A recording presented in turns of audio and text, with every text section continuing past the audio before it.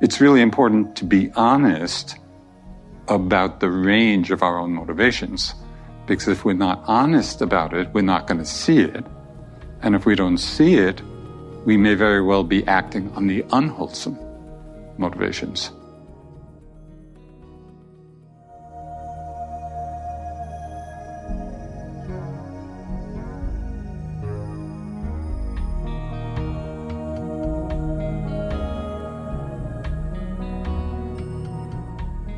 Welcome to the Joseph Goldstein Insight Hour. This podcast is an expression of our shared interest in self-discovery. Join Joseph as he shares his deep knowledge of the path of mindfulness. If you are interested in supporting this podcast, please go to BeHereNowNetwork.com/Joseph.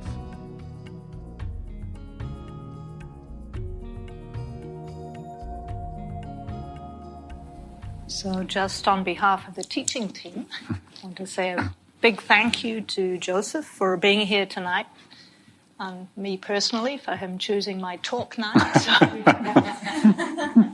get a pass for this evening. So thank you for all of your questions. Just to say, there were a lot. There was a veritable blizzard of bits of paper in the basket. So I know we're not going to get time to cover all of them tonight. We teachers can try to follow up with some that we don't get to in the morning reflections over the next few days. If some of them feel a bit more urgent, you might bring them to your practice teachers or to Shelley. And some of them were a little more themed around practice in daily life, so we'll save those ones for closer towards the end of the retreat. So I've got a list here of all the questions that came in. A lot of them began with a lot of gratitude for Joseph. So just to save time, I'll read one representative gratitude, and then you can assume that all the rest of them had a similar preface, okay?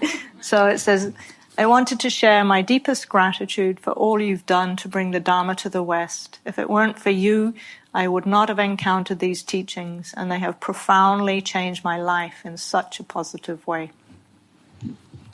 So that was a pretty common theme. Okay, ready for the first one? Let's see. Well, the Four Noble Truths start with suffering. So I thought the first one says, Dear Joseph, you have said, quote, don't waste your suffering. Can you please elaborate on what you mean? Yes, this is one of my new favorite mantras. And it came about really out of my own practice being on retreat and just dealing with the same things that you will deal with. You know, sometimes it's going really smoothly and sometimes things are coming up either in the meditation process itself or just things from our life experience and unresolved difficulties where we're still caught in something. And at a certain point in my practice, I really developed a very keen interest in understanding the causes of suffering in my own mind, because we can't control outer circumstances very much. But we are completely responsible for our own minds. And if there's suffering in the mind, there's something going on that's causing it, which is, of course, the first two noble truths. What I found interesting is that very often the habits we have when we're facing either mild or even quite intense suffering, very often there's just a habit of drowning in it and ruminating about it and going over and over and not leading any place. And at other times, there can be a tendency to blame either other people or a situation, and it's their fault that I'm suffering. That's wasting one's suffering. Because as Ajahn Chah once said, that's just suffering that leads to more suffering. So not wasting the suffering is actually turning the attention inward and taking interest. What's going on in my mind that is the cause of this suffering? And there's always something. It might be we're attached to things being a certain way and they're not the way we like it to be. Or there's resistance to something. Or we're misperceiving something. So the suggestion is to actually have these times of unease, distress, suffering, pique your interest rather than it be a problem. Because I found that some of the most interesting insights come from that really direct investigation into the patterns in the mind in those moments that are the cause of that distress. So it's really transforming, I don't know if you'll quite be at the point of saying, oh good, there's suffering. Let me take a look at it. Well, you can leave off, oh, that's good, but don't leave off, let me take a look at it. Because that's really where the freedom is going to be found.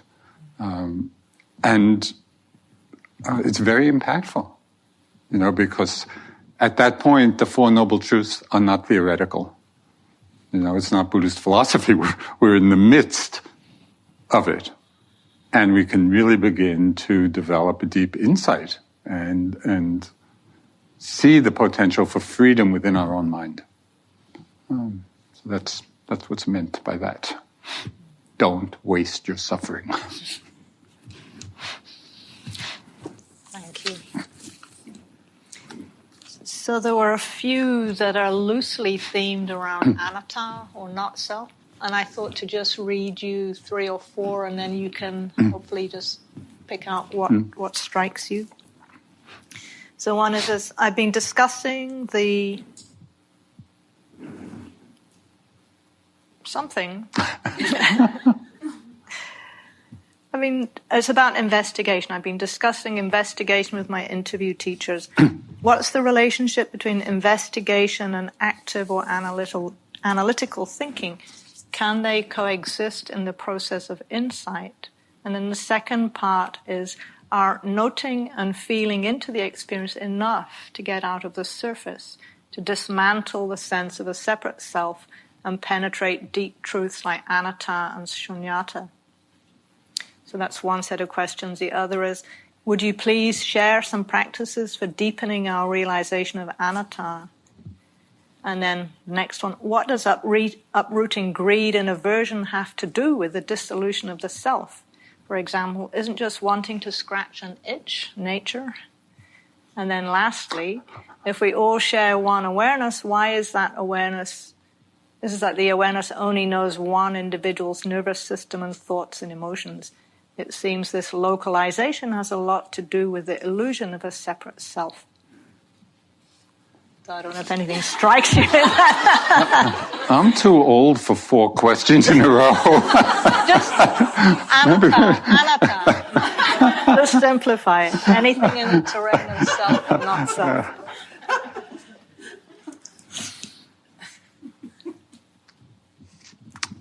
Where to begin? Okay, first just to frame 2 general meanings or manifestations of anatta. One is, which you're very familiar with, of course, is just the understanding of no self, that in the midst of this whole mind-body process, the ongoing flow of mind-body elements, there's no one core unchanging element. That's the I, that's the self. Really, the word self is a designation for the process of change. So then we can use the word self and all the conventional language that we use of I and you and other, and so all of that's fine if we're not deluded into thinking that it's referring to something real in itself. something substantial that's there, that's the core being of who I am. Realizing that this terminology is a designation. And I'll give you a simple example. I've been using this for years, which may just illustrate it a little more clearly. If you are sitting by the side of a river, so we use the term river, and people know what river means. But what actually is a river? The river is the flow of water. And we use the term river as a designation for the flow of water. It's not that river, as a noun, refers to something in and of itself apart from that flow of water. That's all it is. It's a designation for something. Self is a designation. Another example I use is the rainbow. A rainbow appears in the sky, we all delight in it. It's beautiful. But what is a rainbow? It's an appearance when certain conditions come together of light and moisture and air. And if the conditions are right, a rainbow appears. But a rainbow is not a thing in itself. It's simply an appearance of certain conditions coming together. So basically, we're all rainbows. Yes, how sweet. We're an appearance. Joseph is an appearance of the physical elements, all the mental factors, the different states of consciousness. They're all arising in a certain relationship, in a certain pattern, and we call the pattern Joseph. But then we fall into the delusion of thinking that there's a Joseph, somehow separate from this process of impersonal changing elements. So just recently, I was reading a book that highlighted for me, given that self is just a concept, just a designation, why are we so fooled by it? Fooled by this designation? Because it has a powerful hold on everybody. We have this strong sense of being someone. So I was reading this book. It was actually it's kind of a science-minded book. And I could barely understand it, but the few concepts that just jumped out at me, it was talking about complexity theory and emergent properties. So an emergent property is something, it's basically saying that the whole is greater than the sum of its parts. We'll take a simple example. A car. And you put all the parts of the car, if it's still on the assembly line or something, you put all the parts, that's really what constitutes the car. But it's not quite a car. It doesn't go anyplace. It doesn't move. But you put these elements together in a certain way, and the emergent properties of a car show themselves. We get into it and drive. So when I read this, I realized that, yes, self is an emergent property of these mental physical elements. Right? If you put all these parts together in a certain way, what emerges is what we call self and relating as separate human beings and just our conventional understanding.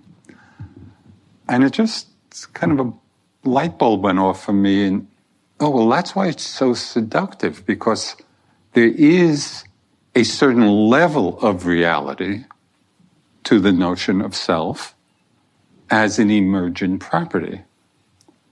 But as one Tibetan teacher expressed it, yes, the self is real, but not really real. And I think that captures it. So it is real, and we live our lives, in that way of relating.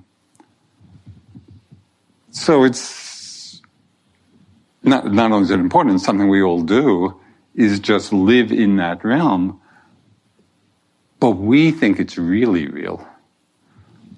Because most people, unlike a car, which a lot of people have disassembled, very few people have taken the time or undertaken the discipline.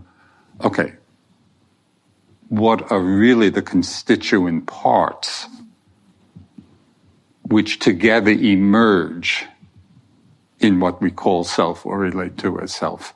And it's on that deeper level that we begin to really experience the three characteristics and the Four Noble Truths, because we see all of these different elements are momentarily arising and passing, and there's no substantial reality to them.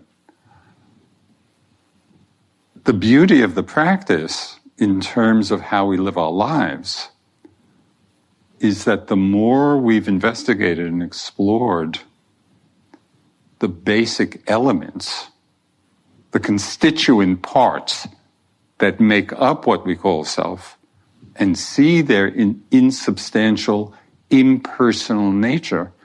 And here's where the understanding of non-self comes in. The more we see that, and this is exactly what you're doing here, over all these weeks, then we can live in the world of the emergent reality, but not be so attached to it, because we understand on a deeper level that the processes involved are all impersonal, following their own laws. They're ungovernable. And this ungovernable is another word which many people don't realize is also a description of anatta. And it's ungovernable in the sense that all of the elements are following their own laws, just like there are laws of chemistry or physics.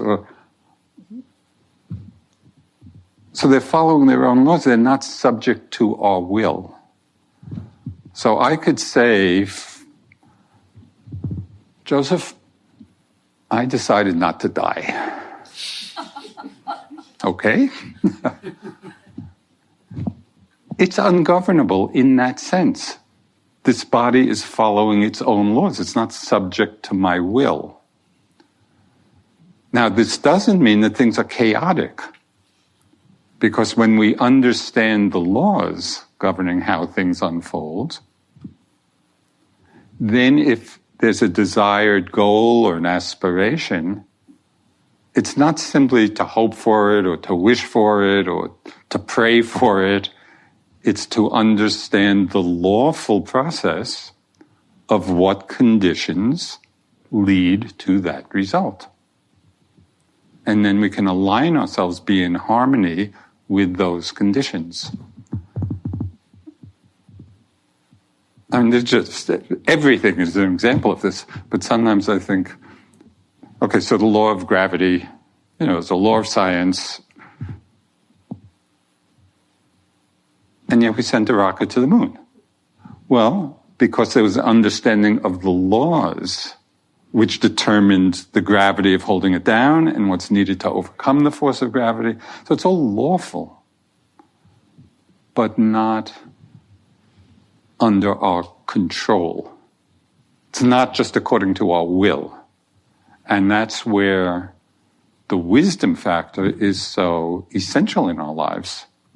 If we want to be happy, if we want to be at peace, if we want to be compassionate and loving, it's not enough just to wish it. You have to come here and sit for 6 weeks or 3 months. I mean, that's really what, we're all doing. It's just coming to a deeper and deeper understanding of what leads to what. And then we can align ourselves with that lawful process. So all of this is just you could say the manifestation or the realization of the selfless nature, the impersonal nature. And yet, we can relate conventionally in the world, understanding that there is a self as an emergent property, the sense of self as an emergent property. So it's not that we're throwing that out, it's just to understand its place. Does this make sense? Because this little rap on emergent properties is new. I just recently read the book, but it just seemed to fit so well, and it helped me to understand why the notion of self is so seductive, and why basically the world just operates on that level. But the problem is, as I mentioned, it's real, but not really real. So I don't know how many of those questions was covered. Quite a few. Thank you.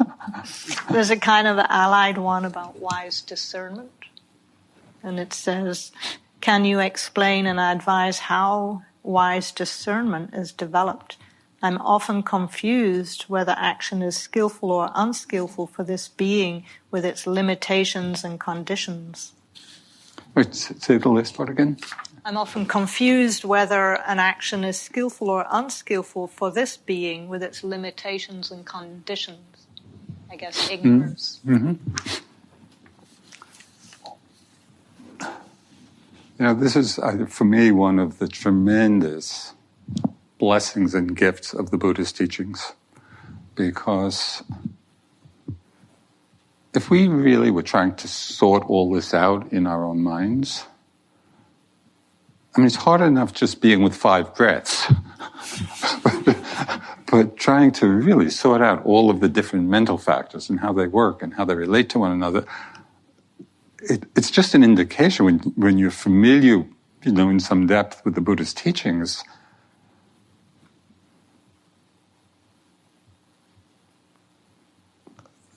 there's not even any one word to describe it. It's brilliant and profound and comprehensive, and so it's amazing. So we've just been given this gift as a framework for the investigation. So the Buddha laid out pretty simply, and this is actually part of the Satipatthana Sutta, the foundations of mindfulness. And one of the meanings of mindfulness, of the word sati, as we know, it mostly is translated as mindfulness, but the root meaning of the Pali word has to do with remembering. And so we could say, yes, it's remembering the present moment, but in the description of sati, it's also remembering what is skillful and what is unskillful. So this is one of the applications in our practice of sati, of mindfulness. So then how do we discern what's skillful, what's unskillful? The Buddha really simplified it for us. He said there are 3 wholesome and 3 unwholesome roots of all skillful and unskillful actions. So greed, hatred, ignorance is unwholesome. It's an unskillful mind state, leads to suffering. Non-greed or generosity, non-hatred, metta, non-delusion or wisdom is skillful, which leads to peace, leads to freedom. So that at least is the beginning way of discerning, assessing. We're having certain thoughts. And so related to thoughts, but it has a slightly different nuance, is really becoming attuned to one's motivations. Because we can really see these wholesome and unwholesome roots in the motivations behind our actions. And it may reveal itself in thought, right? So we may have certain thoughts about it, but the motivation actually, in my experience, it seems to come from someplace deeper than a thought. It takes a lot of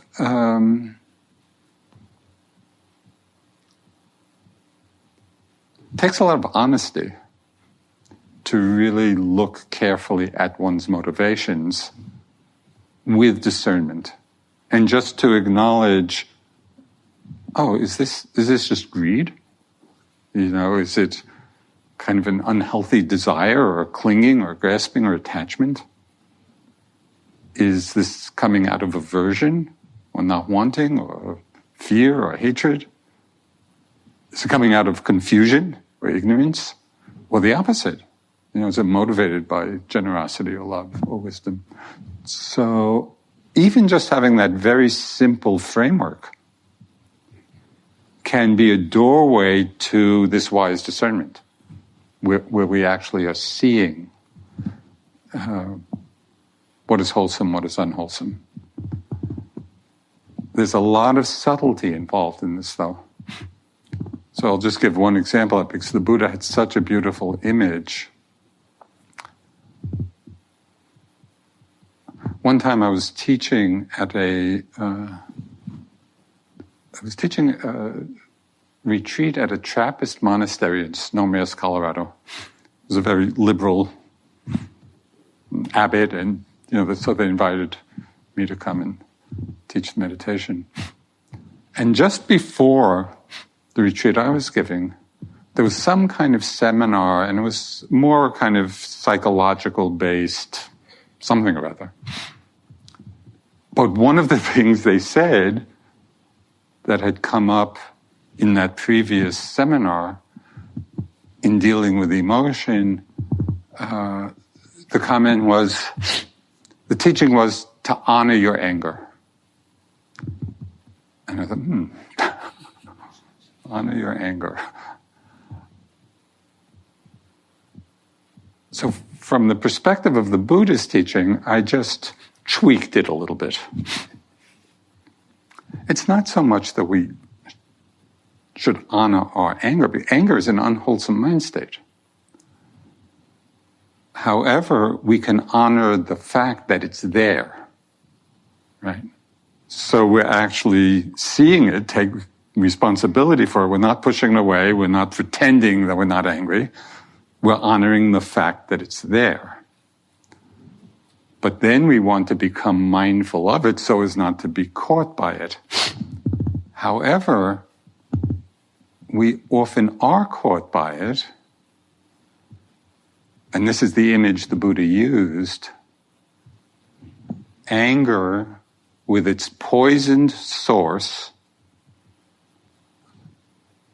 anger with its poisoned root and honeyed tip. We're seduced by it very often. Anger's a powerful emotion. It's like a lot of energy, and we often feel strong when anger is present.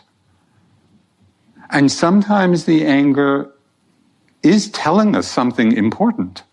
So sometimes there's a message in the fact that the anger is arising.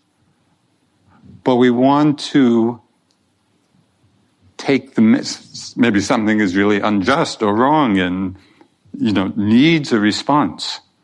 And our first impulse might be anger. And then we can get caught up by it, feel, this is right. The honeyed tip. But we could take the message in terms of, okay, what's this situation and what needs to be done, and not get caught in the energy, and in the motivation of anger, which is an unwholesome mind state. But that's what I mean, the discernment, sometimes we really have to look carefully to see what's what. Another example of just discerning what's wholesome and unwholesome. And this is, I think this is just a super common experience of people very often conflating love and attachment. And I've just spoken with so many people, over the years. And the common refrain is, of course, if I love somebody, I'm going to be attached. Because I think most people have not really looked carefully at these two mind states, these two emotions. And so they become conflated. So there's a wholesome mind state and an unwholesome mind state, kind of enmeshed with one another. It becomes really interesting to investigate, when you're feeling love, what does that feel like? So you're really bringing mindfulness to that emotion. Okay, when you're most loving, what's the energy? What's the feeling? In my experience, it's like, it's like a generosity of the heart. It's this. What's attachment? It's this. Right, it's contracting, it's holding on.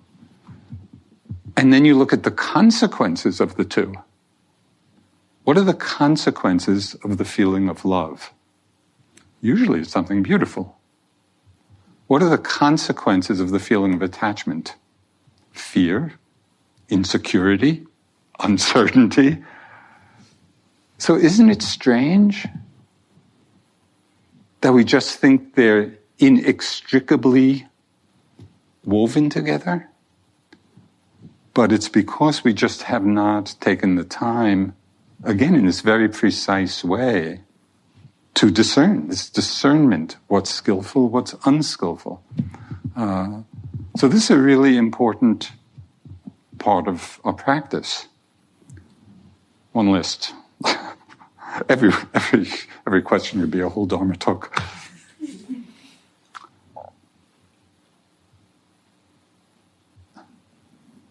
Unless you were born a saint, most likely in our various responses to things, whether it's things within ourselves or to other people or situations, very likely our motives will be mixed. It's very unlikely, again, unless you happen to be a saint, that your motives are always 100% pure.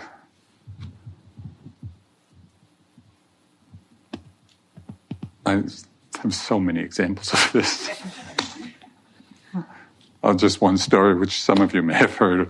I tell it over the years. So I was on a self-retreat, and I was reading just some of the Buddhist, the suttas. And I came across a story in the suttas that I thought would make a great story for Sharon Salzberg, my colleague and friend, who's writing a book. I said, that's going to be a great story for Sharon's book. And then the very next thought in my mind was, no, I want to keep this story for myself. Because for a Dharma teacher, a good story is like gold. No, I'm going to keep this for myself. And then I thought, no, that's clearly just unwholesome. That's just greed, attachment. So then I thought, okay, I'll give her the story. But I'll tell her what I went through so she appreciates the fact I gave her the story. So my mind was just going like this. And at a certain point, I asked myself, Joseph, in all of this, where is the purity of motive here? And I realized it was there in the very first moment. That very first impulse, yeah. So this is to say that, and this is obviously a very simple example, but often we do have mixed motives and a lot of different kinds of thoughts come in. But if we have this quality of discernment and we're really watching our minds, and our motivations, we can see and then not get judgmental about, all the unwholesome ones, but we can return to that moment. Oh yeah, that was a wholesome thought. Just give. So in this discernment, I tell this story because it's really important to be honest about the range of our own motivations. Because if we're not honest about it, we're not going to see it. And if we don't see it, we may very well be acting on the unwholesome motivations. So do you see how interesting all of this is? I mean, it's really kind of illuminating our lives. Thank you. So maybe that ties into a question about skillful mind states on retreat. Could you please say a bit more about how to practice when the hindrances are absent? So far, when it happens, in brackets, not all that often, I note that they are absent, I enjoy it, and I try not to get attached. Wondering what you suggest. Yeah, so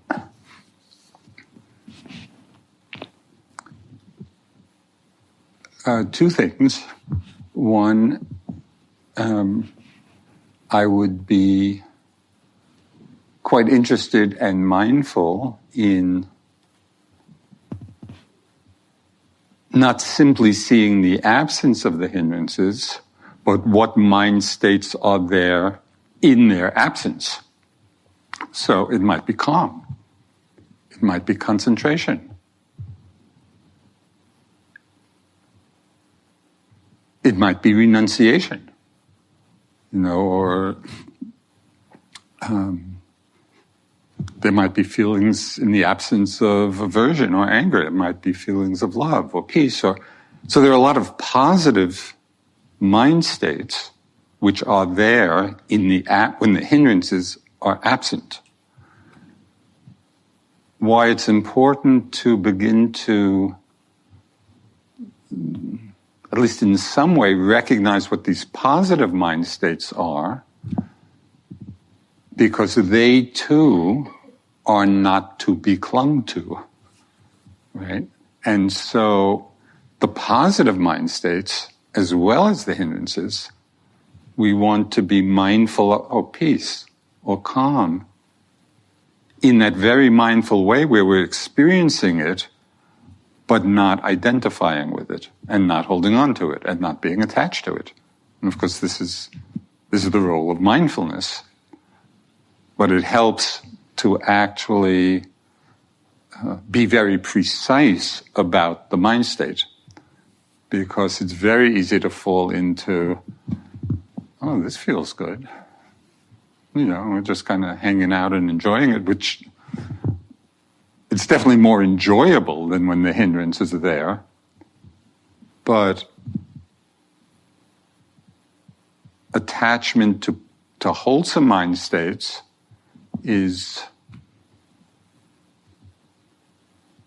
no less problematic than attachment to unwholesome mind states, right? And so we want to be developed, and this is really in an expansive sense of the word, this is really the manifestation or the development of equanimity. Pleasant, we're just seeing. The mind is non-reactive. But just to show you how deeply conditioned our assessments are of these different mind states. Suppose you're not on a silent retreat now, in this example, but you're home, you're sitting, and you're sitting for an hour, and maybe there were a lot of hindrances or discomfort in the body, and then you get up and somebody asks you, "How was your sitting?" "Oh, terrible sitting. My body hurt and my mind was restless and all this." Or maybe you had a really peaceful sitting, and then somebody asks you, "How was your?" "Oh, great sitting. The mind was calm, it was quiet." No. That assessment is completely wrong. Because it all depends on how mindful we were of whatever it was. Because if we had this really peaceful sitting, but we were just immersed in it and attached to it and wanting it to continue, the assessment of that being a good sitting is incorrect. And if struggling with hindrances, but you were actually being mindful of the hindrances and investigating them, that would be a good sitting, if we want to use those terms, or assessing. So again, the mindfulness of these states when the hindrances are absent is really important and often overlooked. We're so grateful to be free of the hindrances for a while. It's like, whew, okay, so let me just sit and enjoy this. Yes. So there's one very simple phrase in the sutras that comes up again and again, and it can be your reference point, where the Buddha talks about liberation through non-clinging. That's really what you're practicing. There are a lot of tools, and little techniques and all that, but all of them are in the service of not clinging. And so it's really good just to remind yourself of what you're actually doing here. It's not to have some special state or this or that. It's to not cling to whatever is arising. So just to, what's the expression? To hammer the point home? So there's another teaching of the Buddha, which is it's a really strong teaching. He said, as long as there's attachment to the pleasant and aversion to the unpleasant, liberation is impossible. That's a pretty high bar.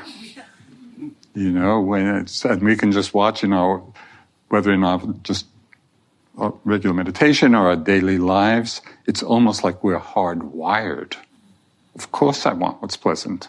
And of course I don't want what's unpleasant. It's so deeply conditioned.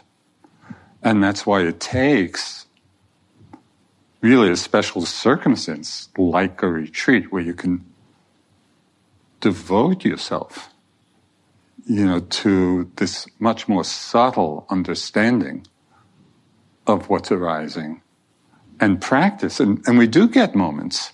There are definitely, and sometimes more than moments, when the mind is really equanimous. Pleasant, unpleasant, the mind is non-reactive. So a little mantra that has helped me a lot, because this takes practice. This is because there's a deep conditioning in us. So just a mantra that I find helpful for myself is, it's okay to feel the unpleasantness. It's okay to feel it. Because all the conditioning in our mind is it's not okay. We don't like it, we want to get rid of it. So just as the counterpoint to that habit of mind, it just reminds us, okay, if there's pain in the body, can I settle into it? Can I relax into it? Can I just explore what that experience is like? And the same thing with the pleasant. To be able to be with it without the attachment or the wanting it to continue. So then we're really getting to the profound depths of the practice. So it's not an insignificant thing that you're doing here.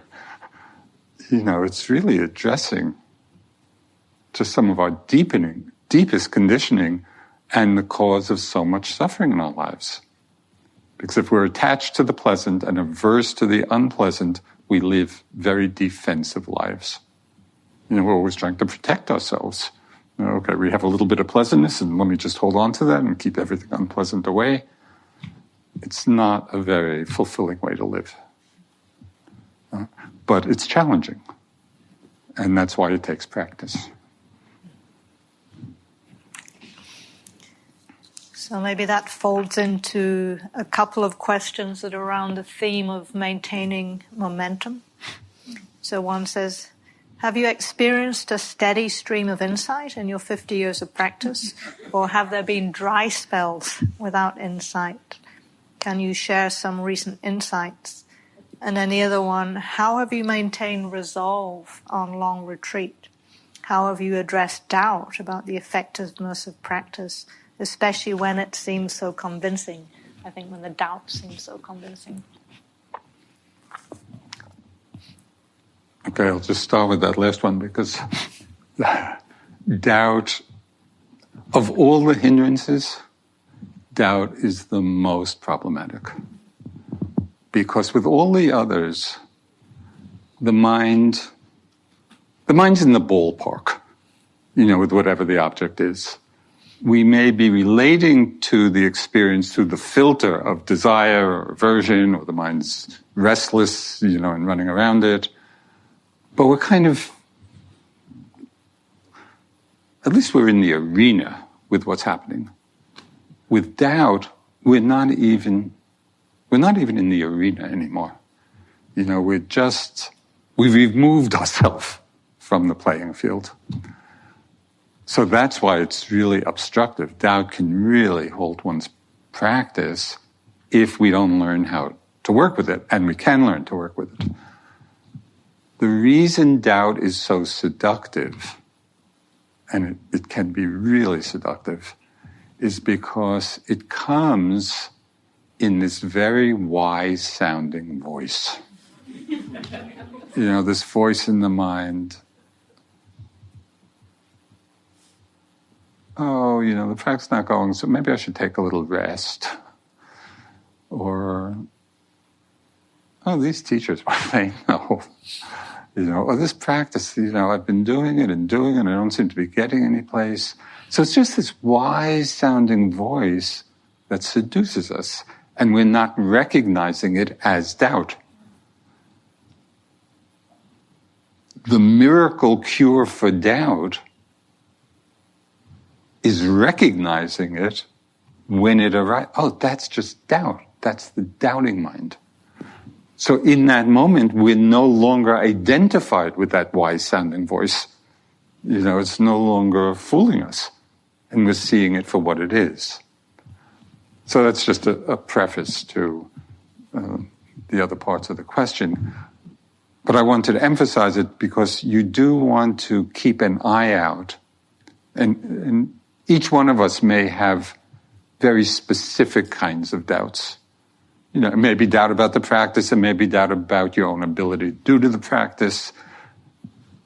It would be really helpful if doubt is one of the hindrances that comes up for you from time to time, to get really precise about the particular doubt that is seductive for you.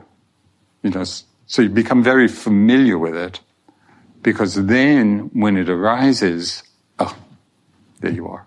There's doubt. So it's really helpful just to work with that as a hindrance. And it's very workable once it's clearly seen.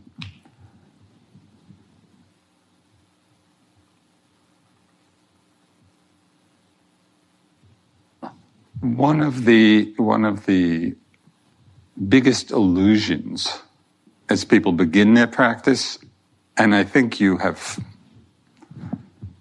seen through this by now, but often people, begin their practice with the idea that it's just going to get better and better and better and better and better and better till we're fully enlightened.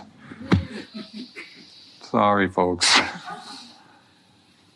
There are just endless ups and downs and flat periods, we're practicing and we just think nothing is going on. This is normal. This is how it unfolds. And what we learn over time, and you probably have some inkling of this already, is that even with all the ups and downs, the slope of the curve is going up, right? So, and from sitting to sitting or day to day, the mind's concentrated and clear and feel great. Other times, it may feel like we've never practiced before. And then the next day or the next sitting, again, the mind is quite mindful. So you go through these enough times, but after a period of practice, you realize, after many days of practice or years of practice, even though there's still ups and downs, but we're in a very different place. The ups and downs are happening on a different, I don't know what the right term would be, but a different level. One of the things that comes from many years of practice is that we get much more equanimous about all that. I remember in the early years of my practice, I'd get very upset, when things would be going well and then just a crash and just felt like everything was impossible. And I'd get really upset and think, what am I doing wrong and all of that. But after experiencing it for years, now there's just a real equanimity. This sitting feels like I never sat before. But I know the next sitting or the next couple of sittings, it's going to pick up again. So if you have that understanding that this is the natural course of practice, then you don't get upset by the inevitable ups and downs in your practice. The plateaus can be the most challenging, in a way. Because at least with the ups and downs, we're seeing things changing. But I've gone through periods where it just felt like nothing was happening. And for days. It wasn't just a sitting or two sittings. It was days and days and days of just nothing is going on. And at first, especially the first times I experienced those kind of plateaus, it was really difficult. It was discouraging and self-judgment and all of that. But I remember one particular time, this was when I was practicing in India. I was up in the mountains, it was during the summer months, and I was doing a self-retreat and going through one of these dry spells. And at a certain point, I gave myself a talking to. I said, Joseph, just sit and walk. Just sit and walk. That's your job. Let the Dharma take care of the rest. So it's just like a surrender to the Dharma. I was going to do my part. And I could sit and I could walk regardless of what was happening. I could just keep going. And just that simple reframing of it was tremendously helpful. So I just kept sitting and walking. Now I don't remember how long it took, but at a certain point, the energy built up and the momentum built up again, and it came out of the doldrums. This can happen more than once. Right? So it's just good to recognize, this is part of the path as well. But it doesn't have to be the source of doubt or the source of discouragement. It's just part. It's part of how things unfold. And there's a way to persevere through it. And it takes perseverance.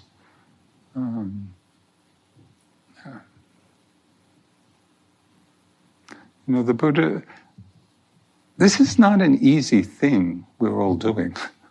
The Buddha likened it to swimming upstream, because we're swimming against not only the current of our own conditioning, which is all very strong, we're swimming against the current of the whole conditioning of our culture. There's so many great lines from our culture. Don't let desire pass you by. I let nothing stand in the way of my pleasure.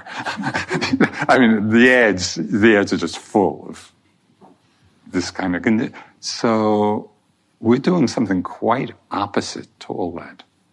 So of course there's going to be challenges at different times. We're going to come up against, different patterns within ourselves.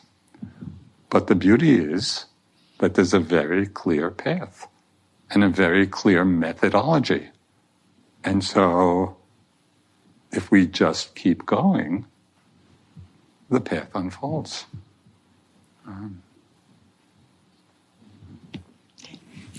So we're coming towards the end. Maybe we can finish with a couple about death. Yes. This person says... Death. I think I'll hold this while we speak about death. Okay. You ready? Yes. So this person says, we're about the same age, and I'm thinking more and more about death. How has death's closer proximity affected you and your Dharma practice? And then the second one, in learning to live well, it seems like we're learning to die well. Is the deepest crux of this practice to, at our time of death, be able to let go enough so that we won't be born again into this world of suffering?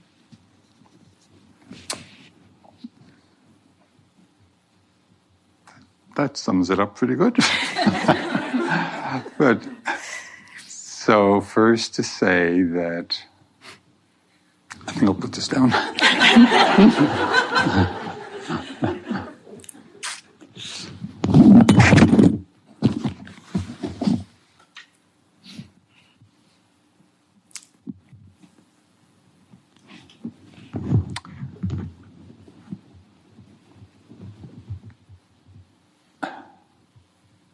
So in my experience and, in this aging process and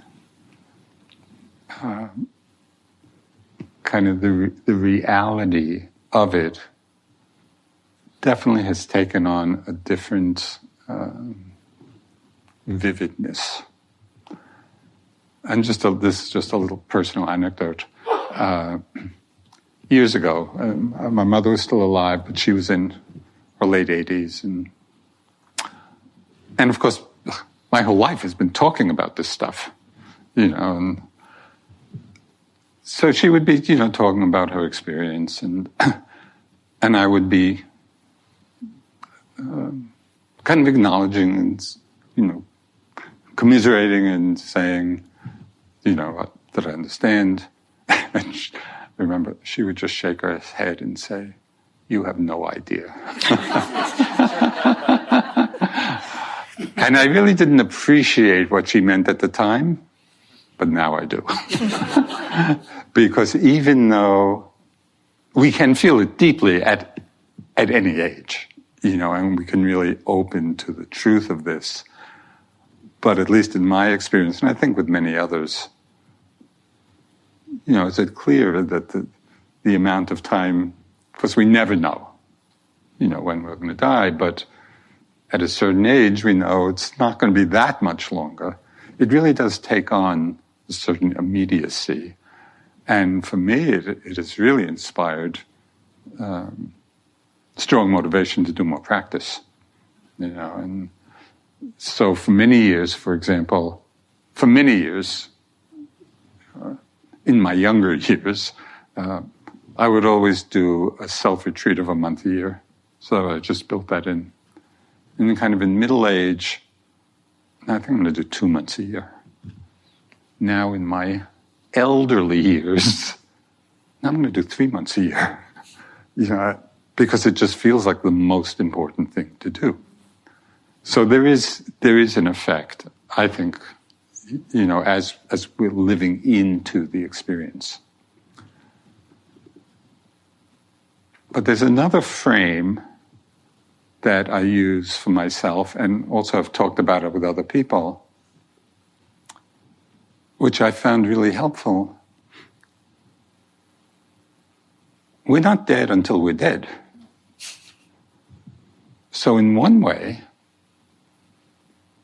it's all the same. We're in this life process, and of course what we're experiencing may change, but it's the same mind-body process going on until we're dead. So everything we're doing in our practice, in our moment-to-moment experience, is precisely what we want to be happening in the process of dying and the moment of death. To be mindful and not clinging. Everything that you're practicing now is the practice for dying. And that's true up until the last moment. So that also gives, to me, a lot of energy, an inspiration for the practice to realize not only is it, making our lives freer now in the moment, but it's also the most significant preparation for the dying process. Basically, we just want to stay mindful in the moment of what's happening.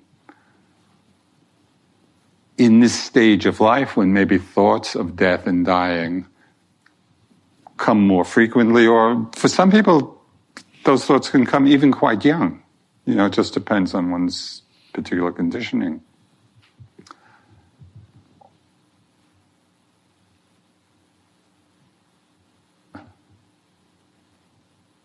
It's really helpful not to get lost in the story our mind is telling us. So there's a Zen story which relates to this. So there was this Zen monk living up in the mountains in some cave. And he was a great artist. And for whatever reason, he was devoting his time to painting this very intricate painting of a tiger. And it took him years, and it was just so realistic. And after it was all done, as the story goes, he looked at it and became frightened. So one might think, well, that's pretty silly. We are doing the same thing with our thoughts, and our fears, and all the thoughts we have about dying are painted tigers, because we're actually still alive and in the moment, and we can be relating to this moment's experience and even relating to those thoughts, but seeing them as thoughts in the moment, not being pulled in to the fearful story or the anxiety story or whatever it may be. It's just that story is a painted tiger. So if we can see that, then even if they come up, as they might, different people have different relationships to the idea of dying, but it's really helpful to see that they are just thoughts in the moment. And the thoughts in the moment are very workable. But if we take them to be the real tiger, if we start believing or getting lost in the content, the storyline, so then it's going to be a source of distress and unease. So this whole opening to the truth, and the Buddha emphasized this so often. So I'll close with this reflection that the Buddha offered. And this was so important. He suggested that this be reflected on daily. Right? And I find it so helpful just in the midst of my daily life. So he said, this is the reflection, that what has the nature to grow old will grow old. What has the nature to become ill will become ill. What has the nature to die will die. And I am not exempt. That's the kicker. Because even though, of course, intellectually we all know. So this is not some esoteric truth. What has the nature to grow old is going to grow old and grow ill and die. this is the nature of things. This is what's going to happen. But I see it in myself, and I think it's not uncommon until we're really hit in the face with it. There's this underlying feeling that we are exempt. Or that if we're not exempt, we should be exempt. and I've just seen this in myself, as if these things happening are a mistake. And if somehow I had done something differently, they wouldn't happen.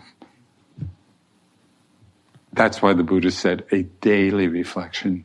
And it really helps me, because if I'm going through the day and, I don't feel well, or something hurts, or this or that, and I begin, why did that happen?